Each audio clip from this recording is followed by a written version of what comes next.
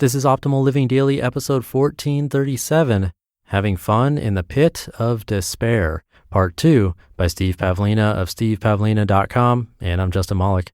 Happy Sunday and welcome to the old podcast. That's the OLD podcast, Optimal Living Daily, where I read to you like a big ongoing audiobook from many different authors, but today being a continuation from yesterday, so I recommend listening to yesterday's episode first. That's 1436. By the way, if you're on Instagram and haven't found us there already, please do. Just search for Old Podcast. But for now, let's get right to part 2 and start optimizing your life. Having Fun in the Pit of Despair, Part 2 by Steve Pavlina of stevepavlina.com. Turning stress into fun. When I face circumstances where I'd have a tendency to create extra stress or set myself up for disappointment, I use the same strategy of overplaying my attachment. I don't try to stave off disappointment. I deliberately overact the potential upside as well as a potential downside. I make the stakes seem even bigger than they are. This approach gives me the best of both worlds. I get to enjoy the thrill of taking risks. I get to be passionate, involved, and immersed in the emotional experience of life. I get to savor every drop of juiciness. But I don't suffer because, as counterintuitive as it may seem, I don't resist the possible outcomes. By exaggerating my attachment, I encourage the neediest part of myself to fully express itself, which transforms it into fun. I know that when I lose, I'm going to overact the loss just the same as I'd overact the victory. Since I'm going to exaggerate the outcome either way, it's hard to take either outcome so seriously. I'd rather step forward into life's experiences instead of dispassionately retreating from them. I'd rather play Carcassonne like Ducat than like Spock. Spock may win more often, but Ducat will have so much more fun. Why do we love movies that include passionate, lively, and larger-than-life characters?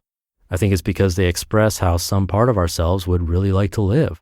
We're not here to sit on the sidelines of life in a lotus position and be aloof and unattached.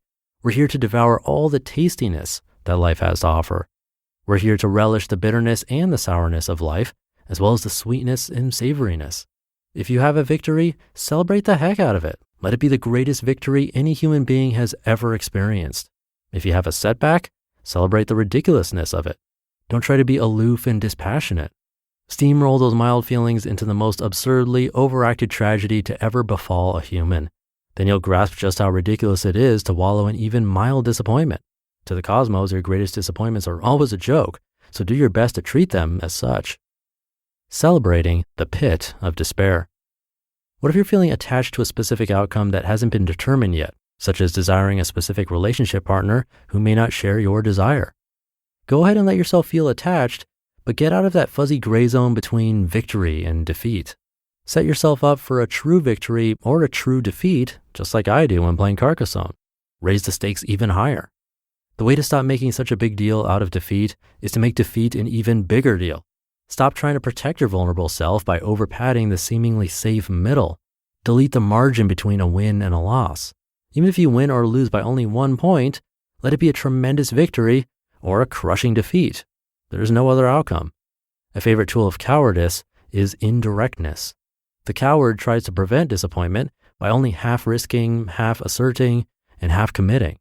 The heart remains shielded from defeat, but a shielded heart cannot emit its radiance. A shielded heart has no creative power.